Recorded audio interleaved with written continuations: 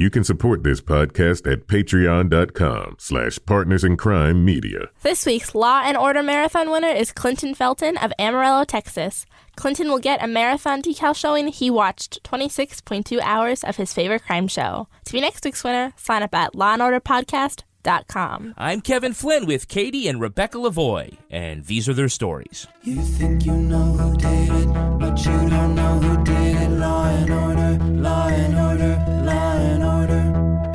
It's no ordinary police procedural, baby.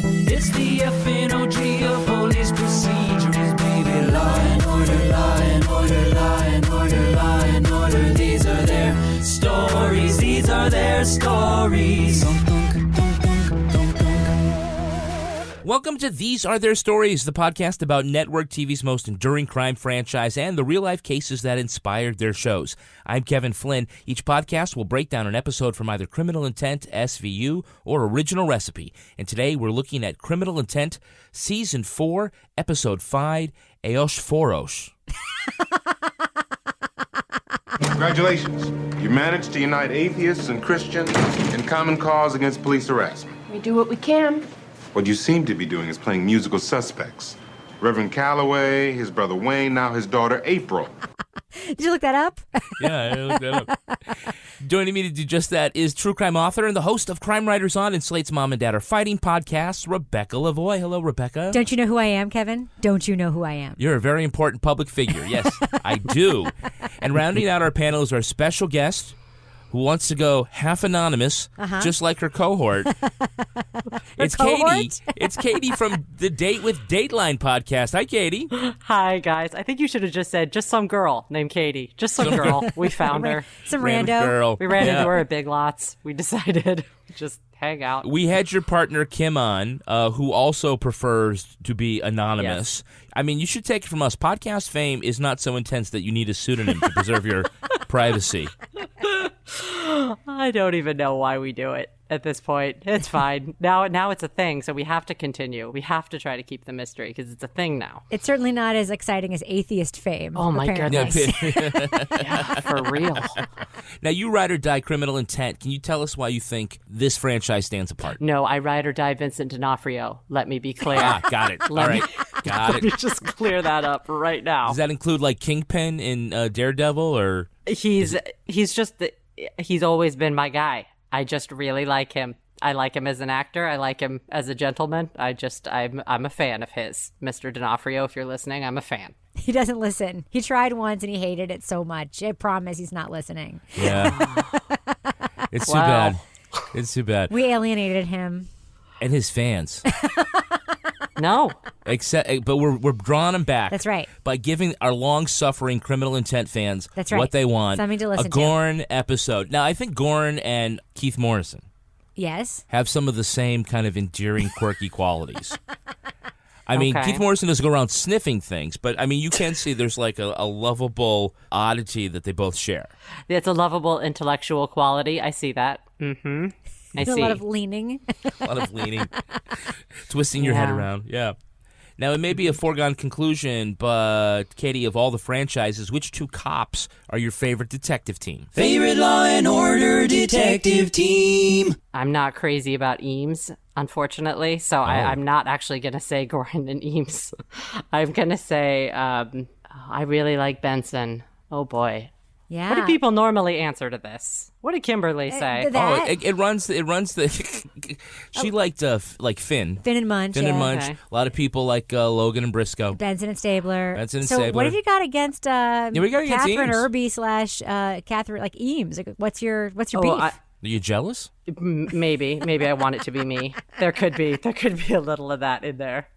But no, I don't know. I don't think she's as strong as him. And I think with Benson and Stabler, they're both equally strong. Does that make sense? That does make sense. I like to watch them. They're a good duo, but I'd much rather, I think he's a lot stronger than she is. That's just my opinion. I'm sure many people are going to be angry, but that's what I think.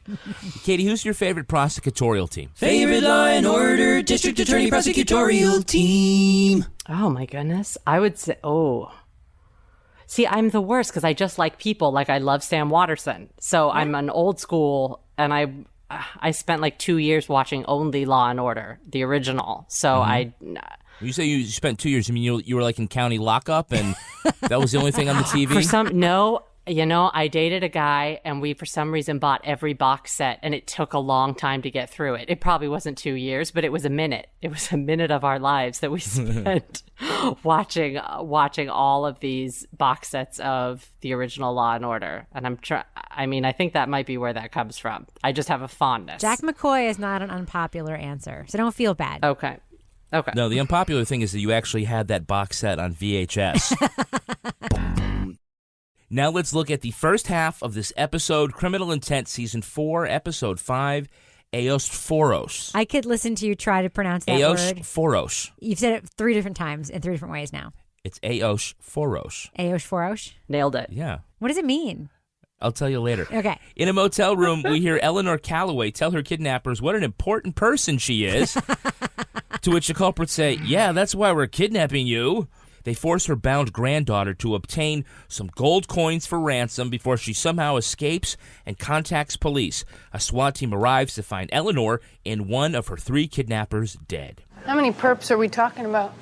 The granddaughter, April, thinks there were 3 males. She was tied to the bed, blindfolded the whole time. Latent isn't coming up with any prints. No fingerprints, and they leave this guy. No ID, nothing in his pockets. It looks like they were going to kill the granddaughter, too. Plastic on the floor to catch the fluid from leaking into the room downstairs. Eleanor was a famous activist for atheism. Apparently those things are around. April is living with her atheist Uncle Wayne because her dad is now a pastor and estranged from his heathen family. Goren and Eames find a car that's GPS leads them to a dumped body of kidnapper number 2.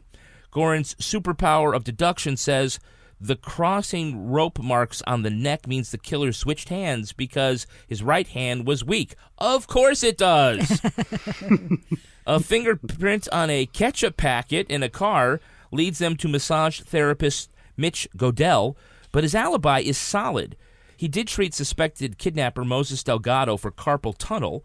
Would Delgado be trying to set up Godell? The kidnappers didn't do any research into Eleanor's finances, so how did they know where to get those gold coins, which by now have been melted down? April explains on the day of the kidnapping she was supposed to appear on a radio show with her preacher father, but her explanation about why her dad was late doesn't add up. All right, so Eleanor Calloway may be tied up, but she's certainly not taking any shit from anybody. You have no idea who you're messing with. I'm an important public figure. Is this what they teach you in Sunday school? Kidnapping helpless women? You hypocrite! I wish there was a God so he could smack you across the face! And she is also not taking any acting lessons before she has the scene. Nor has any dialogue been written for her, which wasn't like just slug dialogue, like the "Don't you know who I am a very important public figure." Like, it's like somebody wrote that, like, okay, sub in the real dialogue later, and then someone forgot to do that, right? Yeah. I might be wrong, Katie, but I thought I saw them put duct tape on her mouth twice. It could be possible. Did you guys notice a vibrato in her voice, too? Did you notice she was just singing like this? Don't you know who I am? It was a very operatic. Now, Goren asks April, You notice anything special about him? Maybe he had an accent, unusual smell. A smell. His hands smelled like when they fix a roof. Tar. I mean, that smell. He's the one that would hit me. So now he's imparting his superpowers That's of right. nose detection to a new generation. He just assumes Yes. that everybody does that, walks around smelling things. Like, that's the way we all go through the world. Like, he really does behave like he's like a mole, like blind. And he's like, and then he smells everything, and then everybody else must as well. I thought that was, it's not a question that would pop to mind first for me. Now, you're a big fan of Goren, so Katie, you have to have noticed his propensity to smell every fucking thing. Yeah, is also his propensity to be the king of science. He always knows all the science before you do. He's wonderful. He's a genius. Did you have anything else to ask? He's perfect. Can I make it clear? He absolutely made the connection between tar Yep. and eczema. Yes. He did. very quickly and knew it was eczema just straight off the bat. And she was nervous. You noticed. Yeah. She said, should you be touching him like that? He said, it's eczema. I hope it's not catchy. Look, there's another clue there is the ketchup packet and its viscosity. Yes. Driver got mud on his shoes. Ketchup. Still gummy. Maybe same vintage as the mud. It's still gummy? It's still gummy. Look, I've been to Burger King. How many years until the ketchup inside actually gets hard? It's not like a week. I mean, how would anybody know the answer to that question? Like, who keeps an open ketchup packet? It's literally something that you throw away after you use. And it makes me wonder, like, what is Goren doing, like, on Sundays? Is he just, like, opening ketchup packets and letting them lay out? And then every 5 minutes taking a test to see what the viscosity is? What kind of experiment would lead him to know that? Kimberly, please explain this to us. Just lined up on the windowsill, just packet after packet. That would be wonderful. Trying mustard, and then we get the mayonnaise packets, then the Dijon mustard. He's got all the different varieties. That's delightful. Oh, Goren. Now, first off, Goren knows that the baseball team that Mitch thinks Moses Delgado talked about was in Mexico. He didn't like the majors. He was big on some AAA team, the Red Devils. I never heard of them. Right, Diablo Rojos, a Mexican league. They're AAA. He said the Red Devils. He's like, oh, Diablo Rojo, right? Right. So okay, now he's an expert in the Mexican baseball league. He's an expert in everything. Apparently so. Correct. So now Interpol says they're looking for a guy with a bunch of gold coins. Wouldn't you just assume he's going to Mexico anyway? I mean, if a guy like the ballet, you don't think he's going off to Moscow? Yeah, this is the whole setup, I got very confused because I was also very distracted by the fact that Goren and Eames kept using the word buddies over and over again. There was this whole thing, it was supposed to be a joke about like... Maybe his buddies got rid of it so we couldn't trace it back to the guy who forged their passports. Smart buddies. Getting rid of evidence, a good time to the kidnapping. One pair of shoes, one pair of pants. Maybe only one smart buddy. Plenty of room for a buddy. Well, two buddies left the motel in Larry's car last night. Only one buddy made it back here. Smart buddies, dumb buddies. He puts his buddies in the trunk. And then there was this, it was very, very distracting for me, and I wasn't able to pay attention to any of that red herring stuff that they were throwing at us. The lie destroying the clothes in the bathtub. Yes, yeah. Buttons from jeans, shoelace eyelets. Looks like they dissolved their clothes in here with lye. Same clothes that they wore during the kidnapping. We got 16 eyelets, 6 buttons.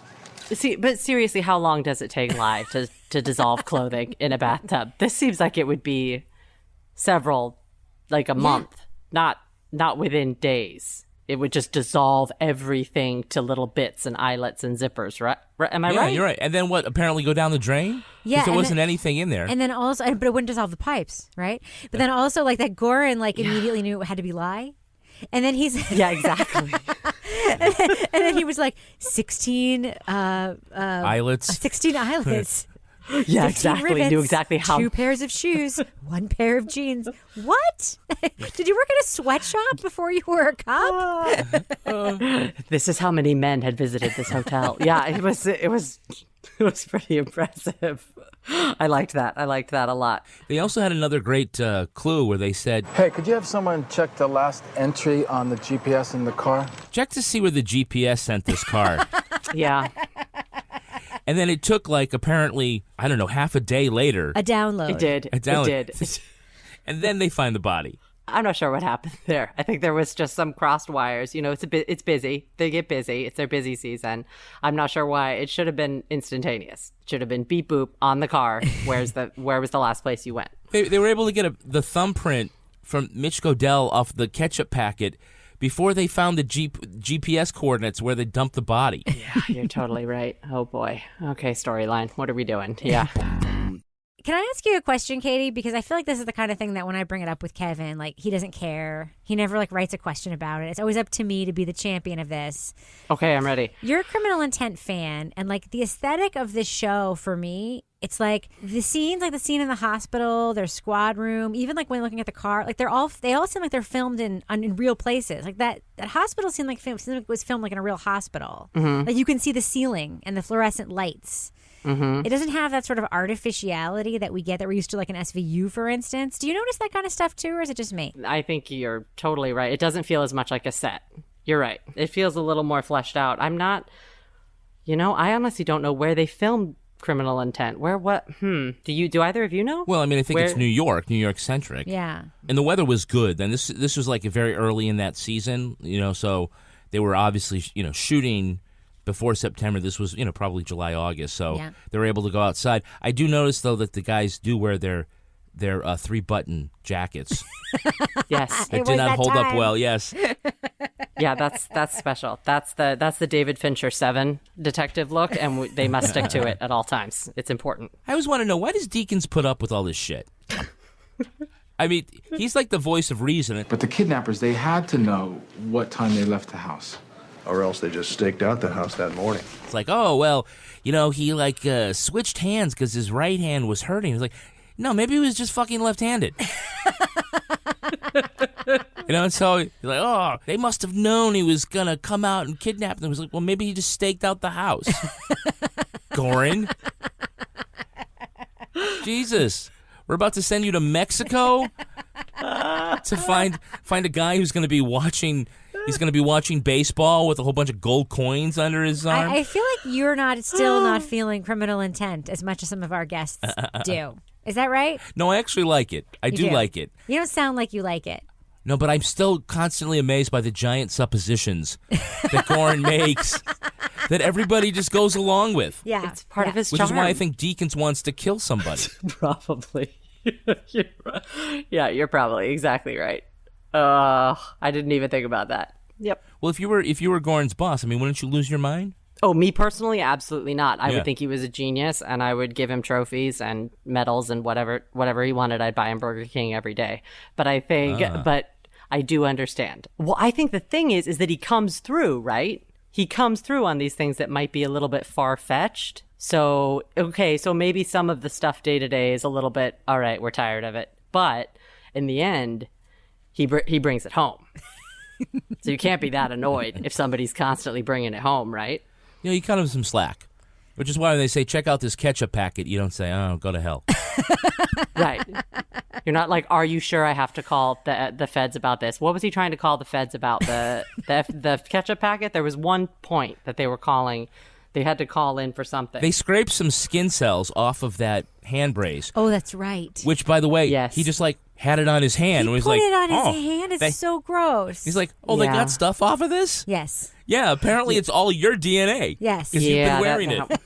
Yeah, that was not good detective work. I was a little bit disappointed in that, but that's okay. His grossness, he's always willing to put things on his body or touch things. And it's not just the smelling. Like he's always willing to have some proximity to something that a regular detective wouldn't want to have. But I think the thing that you're referring to, Kevin, is when he made the giant leap about the VA. That was it, right? It could be a vet. The military keeps blood and DNA records on every recruit. When he was like, every soldier has their DNA taken, so let's go to the military database to figure this out. It's like, what? Because you found a thumb like mask on the ground that you put on your dirty hand? We're gonna do that now? You already spent half a day chasing somebody over a thumbprint on a ketchup packet. Yes. You want to cross-reference the DNA of everybody at the VA? Everybody in the world. How about you just find somebody with carpal tunnel syndrome? Maybe you narrow it down there. So we have a Hey, It's That Guy. Hey, it's that guy. Can you name the actor who played Mitch Godell? Yes. You can. Well, he's from that movie, Swimming with Sharks, right? I don't know. I don't know. That was that a famous movie? No, I think I always sort of thought of him as the poor man's Matthew Broderick. And so, does that make sense? Does anyone feel me on that? Okay. Yeah, he also looks like the poor man's Skarsgård brother, too, to me. Yeah, no, there we go. That's Frank Wally. Uh-huh. You guys are so wrong about this. I've been at work all week. Were you working yesterday?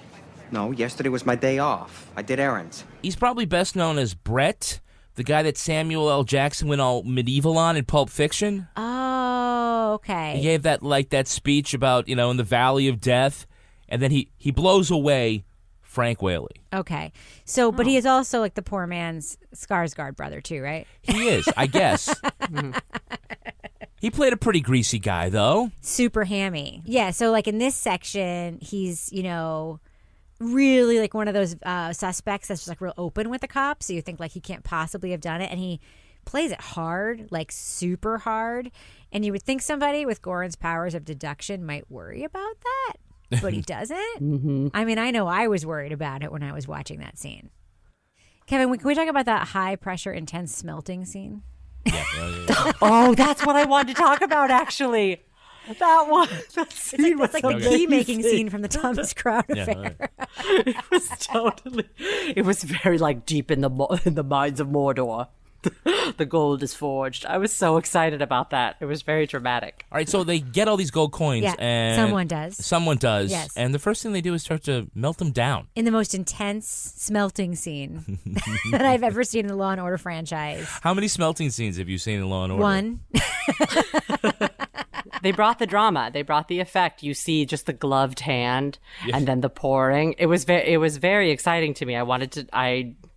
It sort of made me want to be a smelter. And the guy in the scary mask. Oh, yeah. It was, yeah. Now, the burial service for a famous atheist. Right? I'm just being forced, first of all, a famous atheist. Yeah, that's the thing. And I think we just need to be clear here.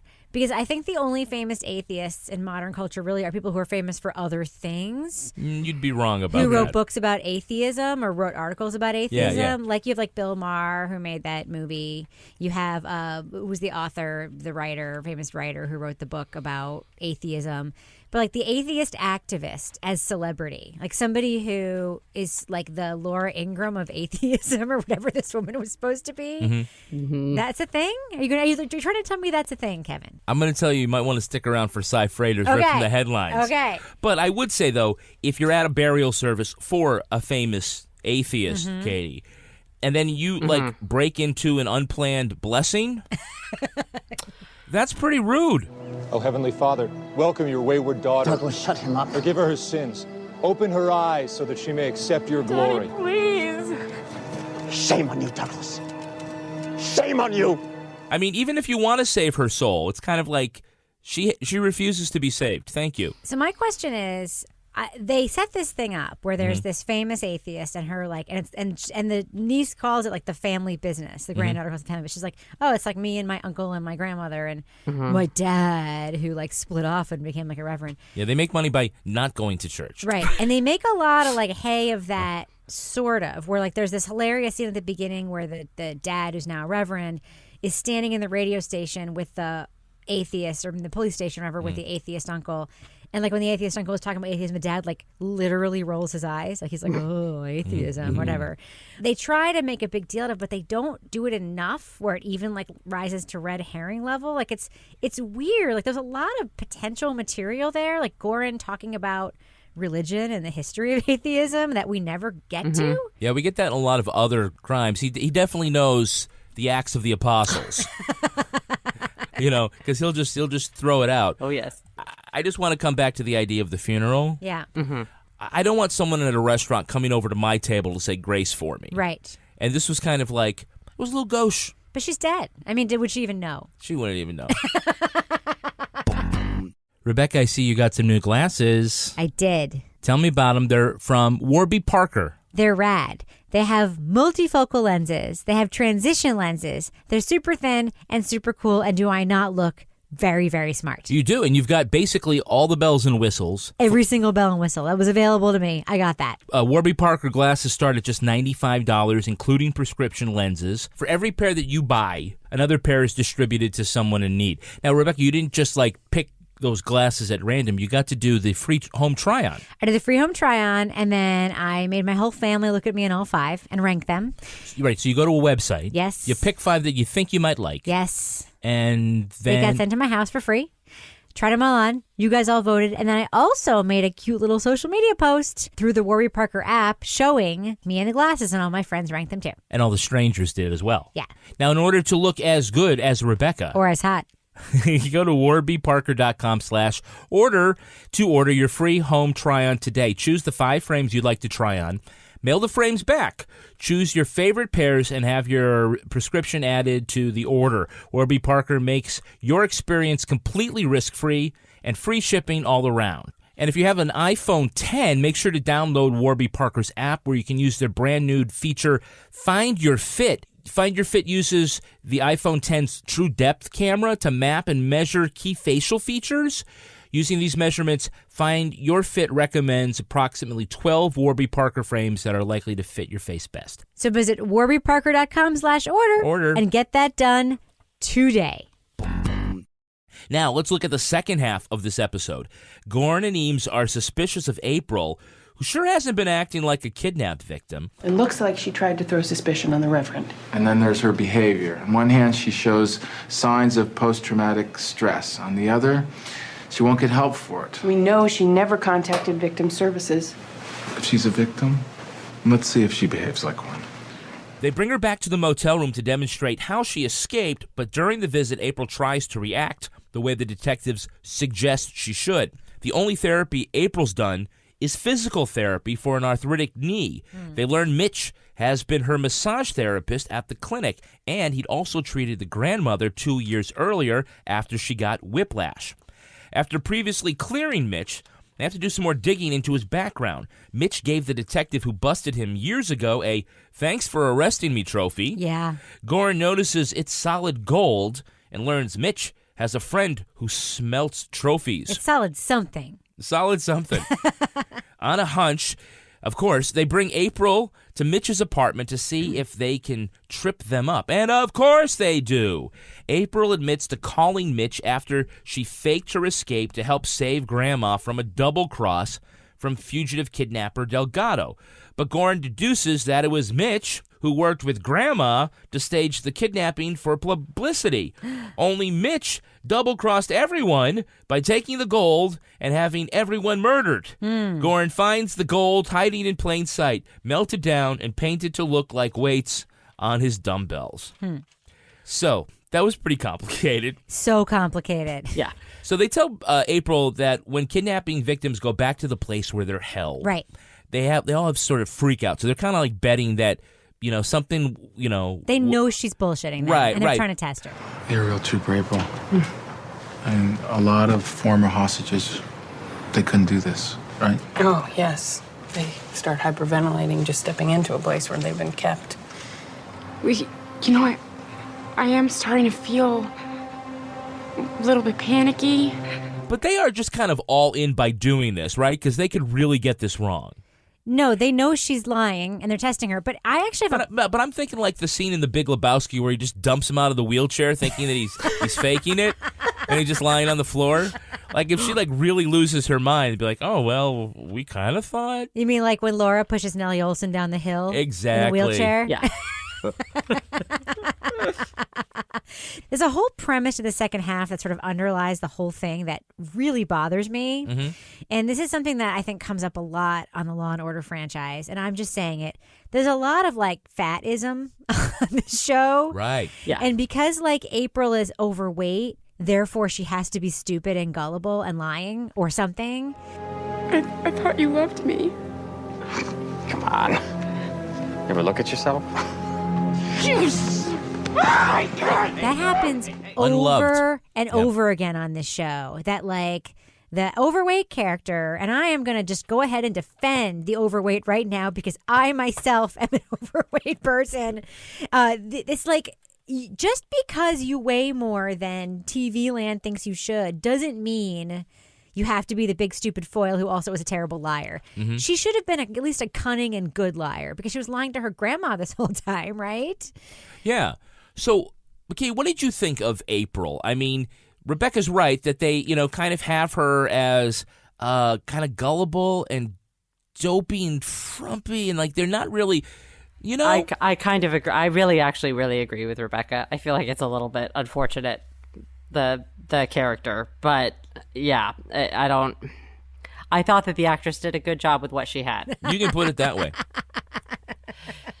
Yeah, I mean, it's to the point where she's now running the quote family atheist business, whatever that is, herself, and because it's her, people are quitting Because, God forbid, like the overweight person, like... You can't say God forbid she's an atheist. I really want to know how atheists make money. It's by not selling Bibles, by not having a collection plate to pass around. Listen, I'm an atheist, as you know, so I'm not making fun of atheism like as a practice. I mean, I think atheists can take the joke. I'm a legit atheist. Yeah. I don't feel that. I mean, the idea, and granted, I know you're going to prove me wrong later, but the idea that there's like an organization around atheism, isn't that kind of the point? That you don't want to have to go somewhere on Sunday. You don't want to have to put money in a collection Yeah, no, plate. that's totally. You don't want to have to listen to people telling you what to believe. It's extremely valid. The Church of Atheism. It's like, what? The Restaurant of Hunger Strikes. The nudist department store. Exactly.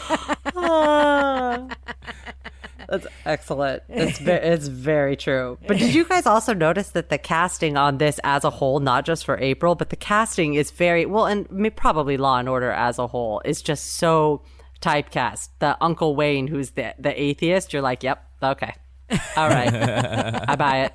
And then the father, who's the preacher, he's sort of portly with the soft beard and all that. You're, yep, okay, I see that. I see a Bible in your pocket. Yeah, it just sort of all makes sense. You look judgmental. Yes, exactly. We want a creepy preacher type. That's the casting call. A judgy preacher type. You got to go to his agent. What do you think? Can I fit this one? You think? Yeah, you were born for this. Now, Mitch is so grateful that the cops scared him straight that he commissioned a trophy for him. And then he uses this same process to conduct the most elaborate long con ever. Yeah. Here's the thing. If he's so good at like smelting metal into other things and hiding it, like why did he live in such a shitty apartment? Correct.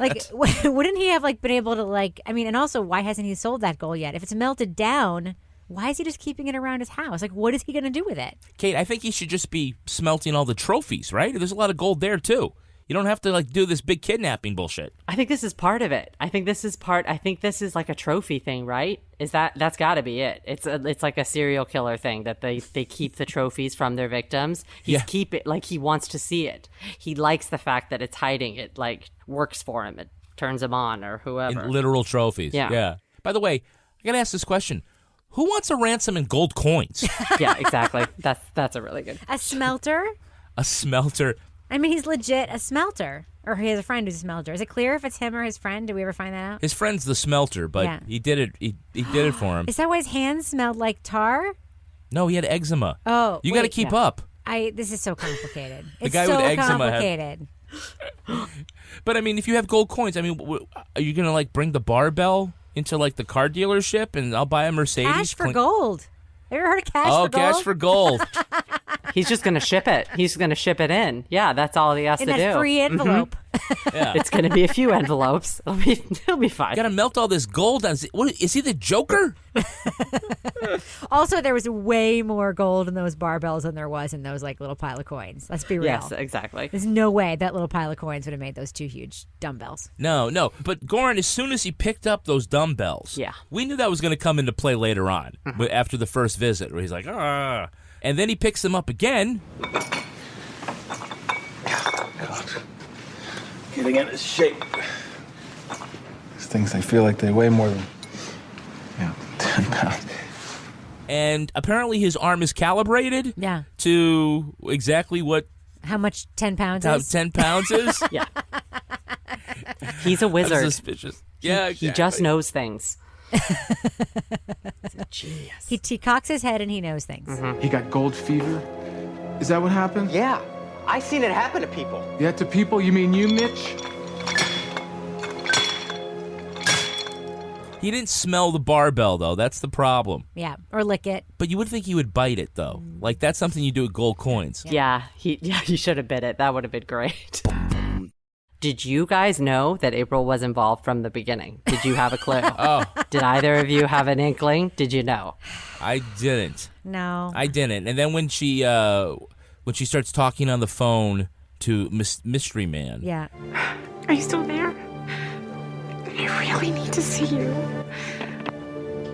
Oh, okay. So she masterminded, but she seems like she doesn't have it all together. Right. So I did not see the double cross at the end coming. Yeah, and also if they have like earphones and like a gag and like an eye blindfold on the grandmother, why is April pretending to be crying when she's making that fake ransom call if she knows she's in on it? Like, why is she that scared? So maybe that's why I didn't know. Well, now the grandmother wasn't supposed to be killed. Is that why? Why she was crying? Because she thought the grandmother would remember later, and so she had to pretend like she was crying because the grandmother would still be alive. Yeah. Yeah, they both were willing to let the other person be kidnapped in a fake kidnapping and beat up for apparently some money. No, the publicity. The publicity. The atheist and the publicity. Money.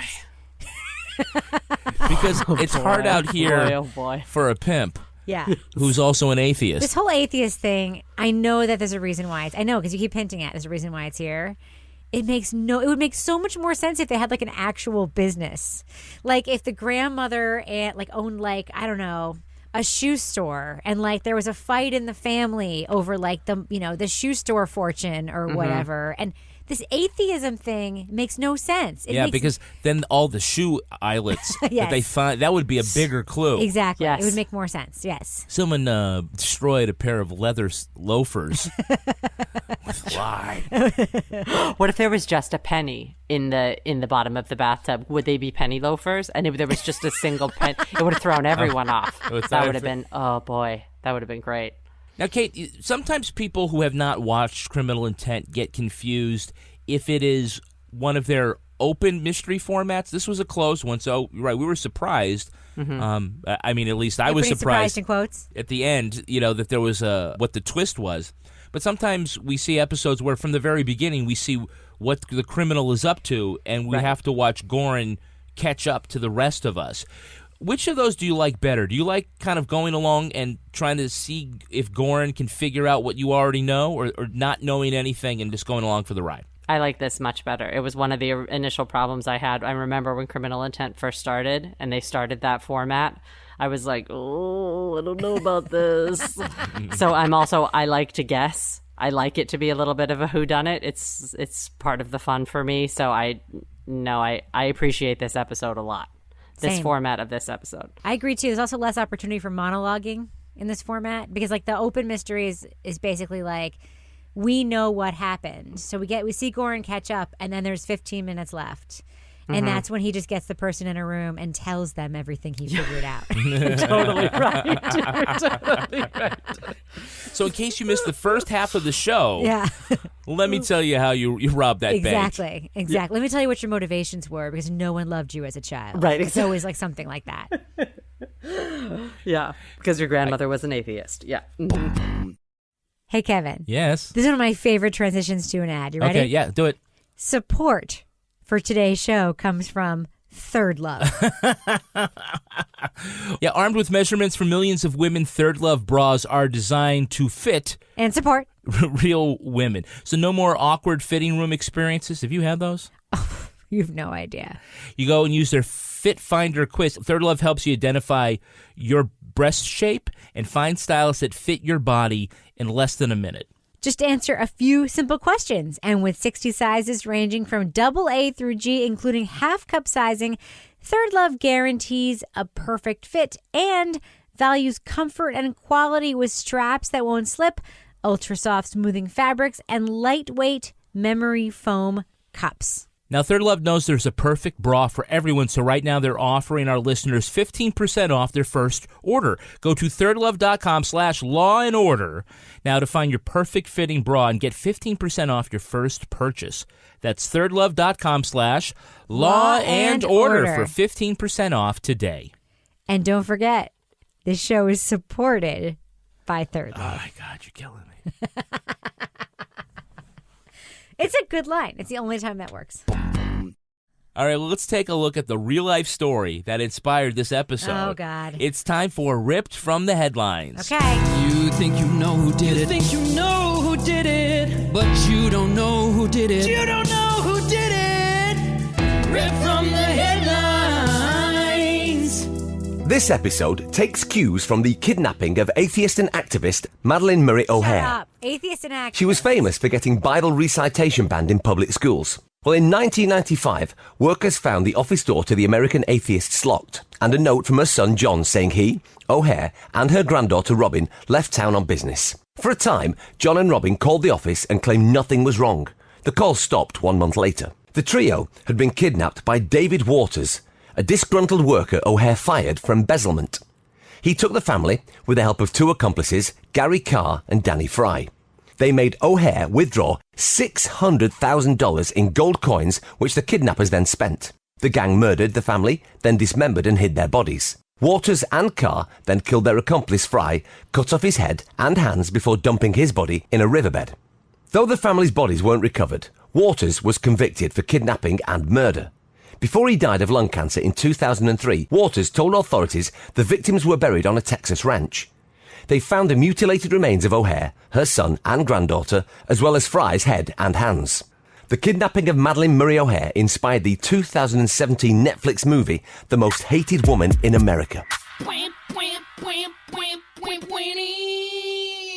right, so there are quite a few parallels between this episode and the real-life story. The two brothers, the two brothers were very different. Robin's father had become a minister, which is why she was instead living with her uncle, who was the atheist. Atheism was the family business. Yeah. And Good I guess, for them. I'm not quite sure And how. having gold coins, apparently. I mean, shouldn't that just be the family business? What the world? Yeah, I'm not sure, again, why they needed gold coins. Or how one withdraws those. And from where? Yeah, where are they going? Are they going to Knoxville? Are they going to the Mint? I don't know how this works with gold coins. They're going to the Iron Bank. Got nothing. Yeah, I don't know why you would ransom somebody for gold coins instead of cash. Yeah. Look, you're a bad mofo when you cut one of the guys out of your gang by cutting off his head. Yeah. Yeah. So, Javier Bardem should play this guy, right? I mean, that's basically what it comes down to, is that, that is the level of dastardly you have to be just to be able to be, sitting with someone. Because, at some point they were, in a van together, driving on the highway with tied up people in the back. And the whole time he knows, I'm going to cut off your head. Yeah. How do you sit with someone and listen to country radio while you're thinking that? How do you do that? I don't know, but you have to think about this.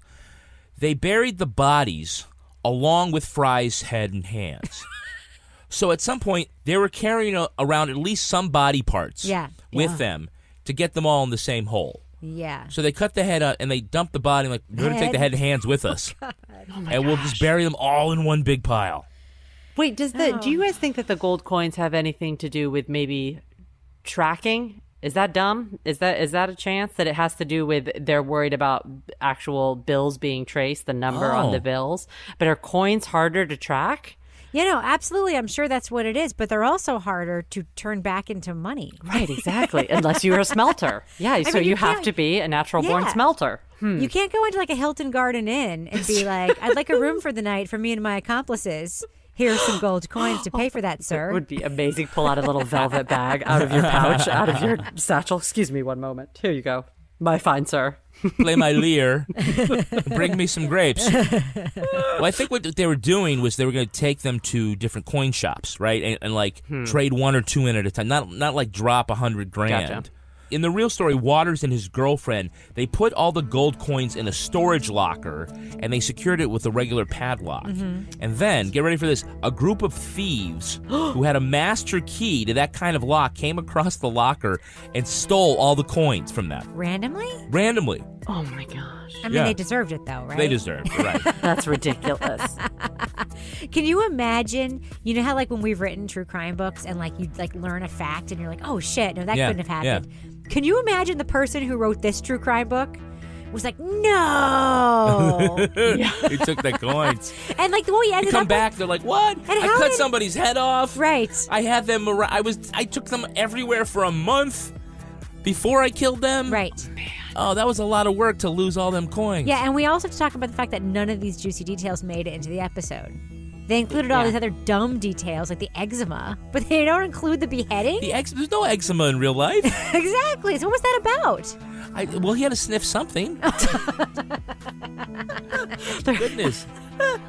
But, okay, so the whole thing comes down to they kidnap these people for the gold coins, and then they lose the gold coins.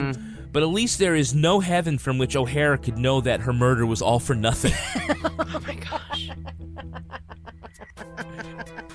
Well, that is going to do it for us. As we all descend into hell. Yeah, we want to thank our guest, Katie, from the Date with Dateline podcast. Oh, so good. Katie, where can our listeners follow you?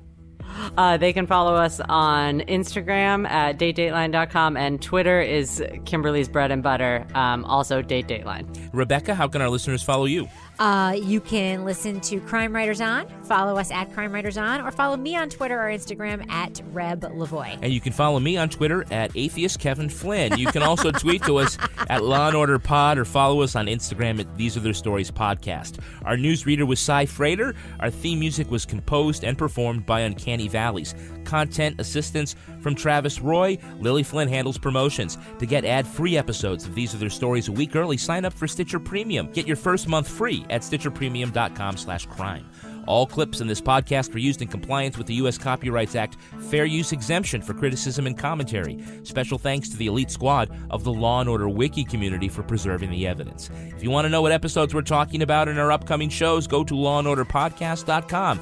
Sign up for our newsletter for a chance to be our next Law & Order Marathon winner. These Are Their Stories was recorded in the Yoga Loft above the Bodega in Bay St. Louis, Mississippi studio. In New Hampshire. And is produced by Partners in Crime Media.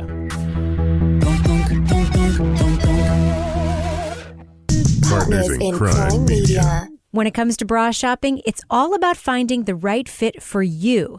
And there's only one lingerie brand that offers bras in sizes AA through G, and that's Third Love. Find your perfect fitting bra today. Go to thirdlove.com/law&order and get 15% off your first purchase. That's thirdlove.com/law&order.